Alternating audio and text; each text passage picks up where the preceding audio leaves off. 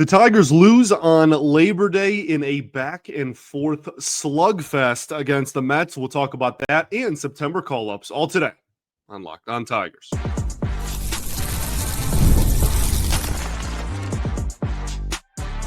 You are Locked On Tigers, your daily Detroit Tigers podcast. Part of the Locked On Podcast Network, your team every day. What is up, everybody? Welcome back to another edition of Locked On Tigers. I'm, of course, your host, Scott Bentley. Today is Tuesday, September 2nd, 2025. Thank you so much for making Locked On Tigers your first listen. Every single day, we are free and available wherever you get your podcasts, including YouTube, part of the Locked On Podcast Network, your team every single day. Today's episode is brought to you by FanDuel. Football season is right around the corner. Visit the FanDuel app today to start planning your futures bets now. And by right around the corner, NFL starts in just a few days. Baseball season still alive and well. However, the Detroit Tigers fall to 80-59 on the season as we officially enter September baseball, one of the most fun months of ball in the entire season. Now, obviously, October baseball is the goal, and that's where we all want to end up. But in terms of regular season play, I mean, it's pretty much April and September in a league of their own in terms of, the most excitement surrounding the baseball games we watch. The Tigers kick off September with a 10-8 loss at the hands of the New York Mets at home at Comerica Park. Like I said, Tigers fall to 80-59, while the Mets improve to 74-64. So first thought is really that this was a tough loss. I feel like you can kind of just say every single loss at this point in the season with the Tigers fighting to get that first round bye in the playoffs is going to be a tough loss, right? Like, you really want to go out there and they won't go undefeated in September. That's obviously not happening. But you want to go out there and win every single game because you don't want to play in that wild card round, a point that I have driven home a lot since the trade deadline. I think the most disappointing part of this loss for me is the fact that the offense won't get rewarded for what I thought was a fantastic effort. I really thought the lineup, top to bottom, battled the entire game. Even the at-bats they didn't get results in, I was really impressed with how they fought and how they responded, I guess I'll say, to the Mets scoring so early there in the first, or so often rather, in the first half of the ball game. So, the Tigers scored in more innings than the Mets. They had more base runners than the Mets. They had more hits than the Mets. So I really liked, I know that a lot of people are going to point at the 2 for 14 with runners in scoring position. Obviously, you hope that a few of those go your way, but ultimately 16 base runners and 8 runs, that's going to get it done far more often rather than it's not. The pitching, on the other hand, was absolutely brutal, and it continues to be a huge concern of mine, and from what I can tell, I mean, you will all tell me if I'm wrong, but I think most of the fan base probably is concerned with this rotation at a minimum, if not the entire pitching staff heading into the last month of regular season play. So great at-bats, not great pitching, a close ball game with a lot of offense. What went wrong? Let's just dive right into the pitching since we've already kind of preluded that and kind of already brought it up. 10 runs against, never great. Not going to win you too many games when your pitching gives up 10 runs. Charlie Morton, 3 2/3, 5 hits, 6 earned runs, 3 walks, 3 strikeouts. Actually, I think that's 4 walks, 3 strikeouts. Yeah, 4 walks, 3 Ks, and then obviously the home run against. His ERA is now 5.51 on the season. I believe that means his ERA is now higher today than it was when the Tigers traded for him, which means his ERA has actually inflated in the 1 month he's been in Detroit. I don't really know what to say or what else to say about this performance. I mean, if you watched it, it's not, rocket science. Like, his command was awful this outing. And it wasn't like, oh, he just missed, in this one spot. He just couldn't locate this one pitch. He just couldn't hit, arm side up. Like, he just couldn't hit, his curveball, but everything else was good. Like, he was missing out of the zone. No, he was missing in the zone. We talk about that with Cater Montero all the time. No, this was just everything. He had no idea where seemingly anything he threw was going. 86 pitches in 3 2/3 with more walks than strikeouts. And then even the home run. Juan Soto had swung and missed at like 87 curveballs low and in. And so they're like, well, we're just going to keep throwing that. It seems to be working. Either swung and missed or taken for strikes, I should say. So he gets the bases loaded, tries to go back to the well, just hangs a curveball. It literally, as it's breaking toward the plate in midair, the baseball is screaming at the top of its lungs, please hit me 415 feet. I'm begging you. And that's what Juan Soto does, and that's what Juan Soto did. I don't really have too much else to say. He did not have command of a single pitch. I think that this always, really after every single non-Tarek Skubal start, we have this conversation. What on earth does the playoff rotation even look like? I have been putting Morton above Mize and Paddock for a while now. Flaherty has been in there as well. But like, I really feel like best case scenario is that nobody outside of Tarek Skubal is in this rotation in the postseason, which is alarming. I think best case scenario you could argue is like Reese Olson gets ready and healthy just in the nick of time, and Troy Melton is a starter. But like, Reese Olson hasn't even thought about a rehab assignment.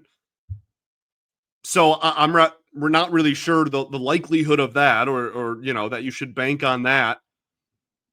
And you can put Melton back in the rotation. We talk about that all the time. Most of the fan base talks about that all the time. That's great. But then you're already very shallow bullpen that was highlighted in this baseball game loses one of its only trustworthy horses.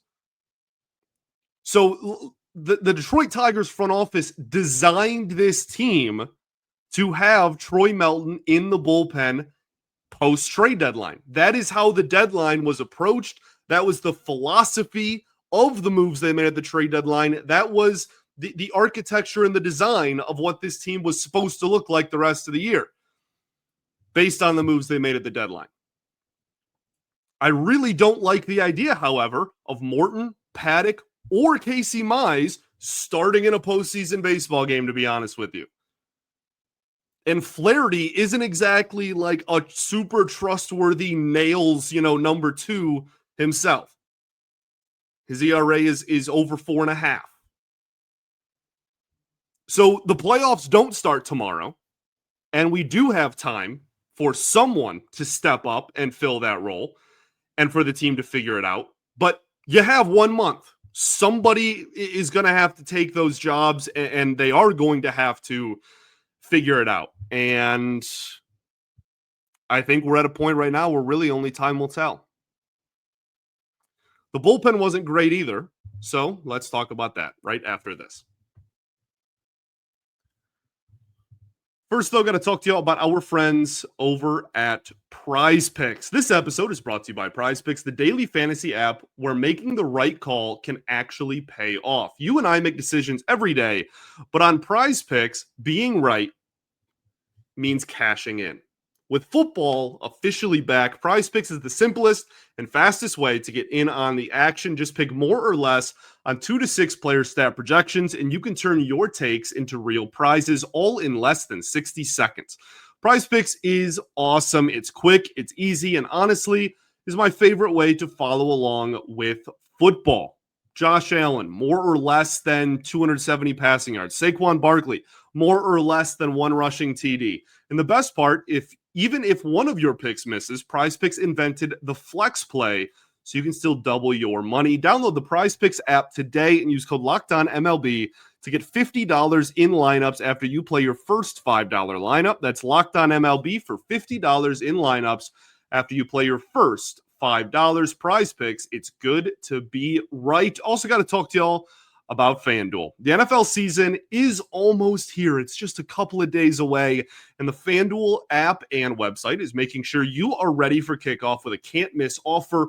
Right now, new customers can bet just $5, and if your bet wins, you'll get $300 in bonus bets across the app. It makes every game even more exciting. So are you ready to play? Download the FanDuel app now by visiting FanDuel.com to get started. That's FanDuel.com to place your first $5 bet.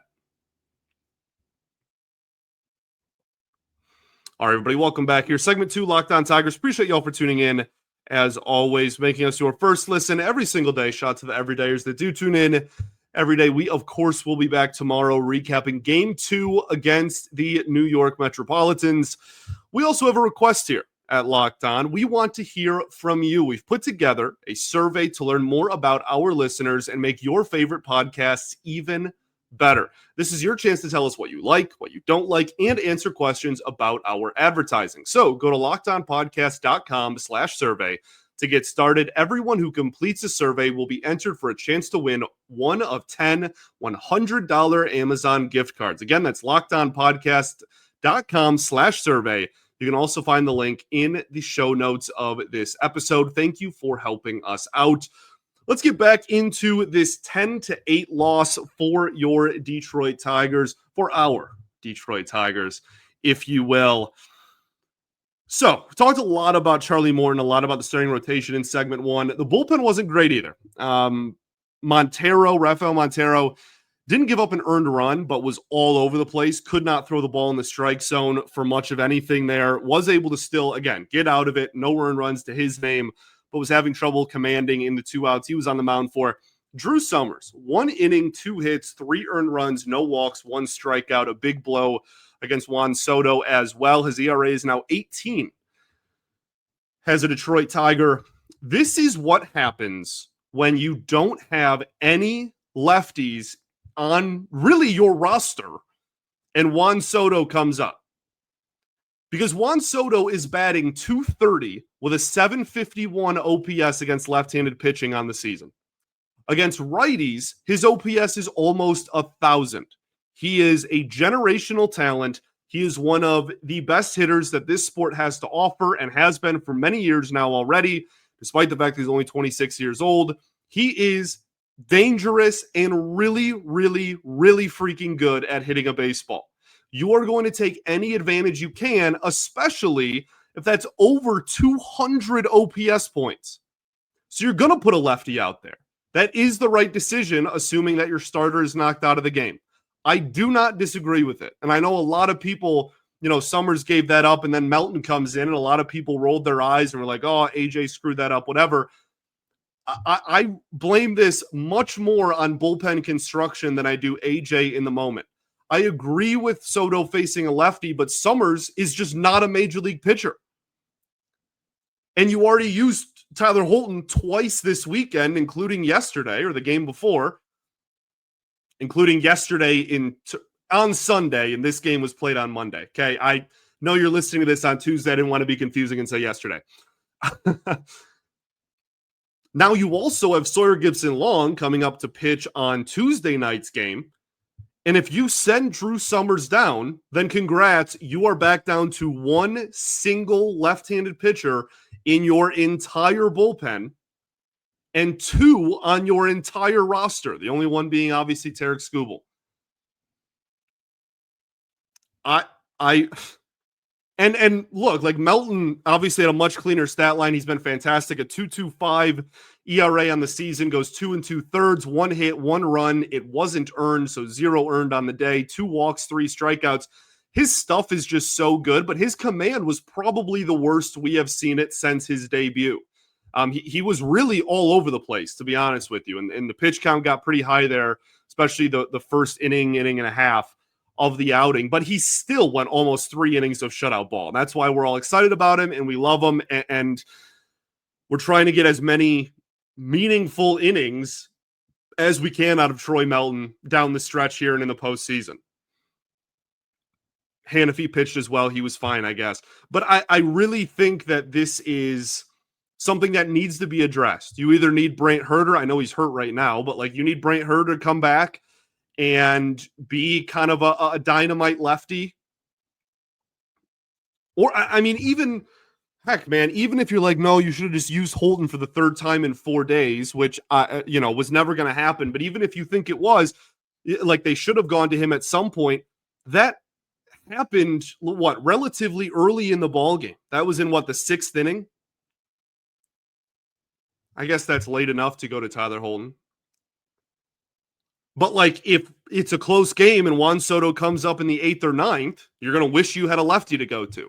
I really think that this is a problem, and I'm stunned that the team has really done next to nothing about it since Herter got sent down. And so here we are. At the end of the day, I think this really just comes back down to Drew Summers. Don't think he's a major league reliever at this present moment, at least. Hopefully he can make some adjustments. He's had a great year in the minor leagues, but right now he is just not a major league caliber pitcher. And you can't afford to have him be a guy that kind of just has to go out there and face one of the best players on the planet in a close game in the 6th inning because you don't have any other options. So I hope that they continue to address the bullpen, and we'll talk about that a little bit more later. What else? I think that's it for what went wrong. Let's talk what went right. The offense I thought was fantastic. 16 base runners in this ball game. We're really all over everybody that the Mets were throwing out there outside of, I guess, maybe Tyler Rogers. And then Edwin Diaz, I guess, but he's got a 1.87 ERA on the season. I'm not even sure that really counts. They were really, the Mets used 7 pitchers in this game. And I really think they were all over pretty much everybody that took the bump. Jahmai Jones, 4 for 5 with a home run and 2 RBI. It's probably time that we actually talk about how unreal his production has been. This is not just some, random hot streak and they got the most out of him for a couple of weeks and then sent him back down or whatnot. He has an OPS of 876. This is a guy that is 28 years old, has been mostly a minor leaguer for his entire professional career, was drafted out of high school, and at one point was the top prospect in the Los Angeles Angels organization. Number 1, the top guy. And then obviously they sign Ohtani and he falls down that list. But at once upon a time, he was, the future of the Angels. Has been considered a pretty massive bust, to be honest with you, because of those relatively high expectations. And now he is producing at an incredible clip for a team with one of the best records in all of baseball. That is just awesome. That is what makes sports so great. That is what makes baseball so great. I love stories like that, and I hope that he can keep it up because he has been, pretty objectively very valuable to this baseball team this summer. Wincio Perez, 791 OPS now on the season, and it's been well over 800 for the last month, over the last 30-plus days. I think I saw a post by Just Baseball that highlighted that. Had a home run in this ball game, really nice piece of hitting, a 3-run shot. Yeah, so, he is, we talk about it all the time, but he's so valuable to this team because, A, he can play center field in a year in which none of the people we wanted to play center field have been healthy. And B, he's a switch hitter in a system, we'll call it, an A.J. Hinch system that uses a lot of platoon-based matchup ball, and he has been a lot better against left-handed pitching this season than he was last year. So Wincio Perez, a guy that is going to play almost every day and deserves it. Riley Greene. We'll talk about him and the rest of the offense right after this. Got to talk to you about our friends over at Upside. Tigers fans, are you still paying full price for gas? Stop leaving money behind. Get real cash back every time you fill up with free Upside app today. Simply download the free Upside app in the App Store or Google Play right now and start earning cash at the pump today. Use my limited time promo code LOCKEDONMLB and get an extra 25 cents back per gallon on your first fill up. You could make up to $300 a year just from buying the gas you already needed. At first, I thought it was too good to be true, but it's totally legit. Real people are getting paid just to make their daily commutes, and you can too. Plus, you can cash out anytime to your bank account, PayPal, or an e-gift card for Amazon and other brands. So don't let this offer drive on by. Download the free Upside app now using my limited time promo code LOCKEDONMLB for a limited time 25 cent per gallon bonus. That's promo code LOCKEDONMLB. Offers based and are vary by user and location. Go to upside.com for terms and conditions. All right, everybody, welcome back here. Third and final segment of Locked On Tigers. Appreciate y'all for tuning in as always. Riley Greene with some really solid at-bats, I thought, in this ball game. Goes 2 for 5 on the day with a double. He's almost certainly going to have 30-plus homers, 30-plus doubles, 100-plus RBIs. He has just really turned it around. I think the biggest thing that was very noticeable in this game is he just got bombarded from Minaya especially, but from all the lefties they threw at him with that slider low and away. And at one point this year when he just couldn't hit a lefty for anything, he was hacking at those, and his decision-making and the pitches that he is choosing to swing at has just improved significantly. And honestly, he's just swinging less. And I think that that's making a really big difference. So good to see him continue to hit the ball well, which he has over the last couple of weeks. Dylan Dingler, 2 for 4, man. He is almost hitting 280 on the season. We talk about his value all the time, but it is truly miraculous. Like it is kind of astonishing how good he has been. I never would have expected him to produce the way that and at the level that he has so far this season. Zach McKinstry, you want to talk about somebody I didn't expect to produce at the level he has this season. This is kind of the poster child, if you will, for that conversation. 2 for 3 with 2 RBI and a walk. Gets on base 3 times. Started against the lefty and still shined. That is awesome. That's a couple of decent performances, over the last week or so for him. It would be huge down the stretch to get him going again to even close to the level that he was before the All-Star break. So we'll see if that is something that he and the Tigers can do. Glaber was solid. Torkelson had a hit in this one. I actually thought the hit was really nice. I also just thought the 2 strikeouts he had were absolutely brutal. Like just staring at not very fast fastballs right down the middle. Good defense, though, to his credit. And again, the hit I thought was a great at-bat. Just missed a home run there late in the ball game as well. His OPS now falls to back under 800 with a 795 mark at this point in the year. So yeah, like everyone that started this game outside of Javi recorded a hit. Great at bats. Again, kept responding to the pitching staff, giving up runs seemingly every half inning for the first 6 or 7 innings. Yeah, and then like even late in the game, like they score in the 7th, they score in the 8th. Like they just continued to grind out at bats. I was extremely pleased. Again, I understand the RISP doesn't look good, but I think all things considered, this was a really solid offensive performance. My expectation for this offense, or the bar for this offense, is not to score like 15 runs a game. If it is, then your pitching staff is awful and you're going to go nowhere in October. Okay. Stuff. September call-ups. Officially here. Justin Henry Malloy and Chase Lee recalled. They talked to AJ. I say they, I mean the media. I saw Evan Petzold put out a couple of quotes after the decision was made from AJ and co. It sounds like they're going to go series by series. We're very used to that. That's what this team did very famously last year, the pitching chaos philosophy. And it sounds like that's going to be somewhat similar. They're going to go matchup-based series to series. Who can help us this week, this weekend, and who is maybe, not in the fold or not going to be super valuable against the opponents we have coming up.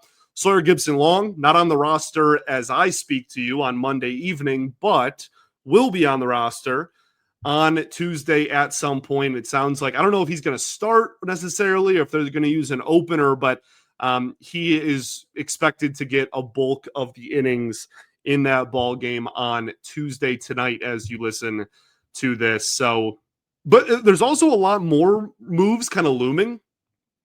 Someone else has to get demoted for Sawyer Gipson-Long, obviously, but Parker Meadows is hopefully not too far away either, and I think that would spell the end of Trey Sweeney. Like, there's still just, Brant Herter we talked about earlier. You want him back sooner rather than later, I think, at this point. I expect a very active September in terms of roster moves, and I would expect the return of, again, some pitching chaos to an extent. It won't be as dramatic as last season, but it will be prevalent for sure. That's really all I got for stuff. You play game 2 here at 6:40 p.m. at Comerica Park. Nolan McLean. So you lose this ball game. It does not get a lot easier. Manaya has had a really brutal year. You teed off on him and a lot of the bullpen. Now you face a rookie that is 3-0 with an 0.89 ERA. That is, you heard me correctly. That is a 0.89 ERA and a 3-0 record in his first. I think he has exactly 3 starts, either 3 or 4 outings for him. He has been incredible. So, tall task. Guy that's had 3-0 and 3 starts. Guy's had a lot of success. Now it's a must-win game if you want to take the series. I don't really have too much else to say. Like I said, Sawyer Gipson-Long is expected to be the bulk inning at a minimum, if not just the starting pitcher in this ball game. And then game 3, you have Casey Mize for the Tigers, who has struggled mightily, as we have documented, against Clay Holmes, who is a solid pitcher who's having a solid season. So it really sucks, in the landscape of this series. It really sucks that you dropped this ball game, because I would say that it was probably, on paper, the most winnable. Now, naturally they'll go out and win the next 2 and make that statement look foolish, but I would gladly take it. I would love to look foolish and for the Tigers to win this series. Thanks for making Locked On Tigers your first listen every single day. Shout out to the everydayers that do tune in every day, and we will, of course, be back tomorrow recapping said ball game. Appreciate you all greatly. Peace and love. Going to therapy's dope. I'll catch y'all tomorrow, baby. Go Tigers.